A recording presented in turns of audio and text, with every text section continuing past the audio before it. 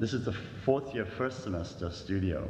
In every single studio problem, from the first to the fifth, and then very much so in the master's program, there is a research component where students actively analyze precedents, look at what's been done before, and research the conditions and contexts of their projects. In this studio, which is the first semester of the fourth year, we introduce students to ecology, sustainability, and landscape architecture. This is the fourth year, second semester studio, dedicated to the exploration of comparative urban design and the making of place in the city.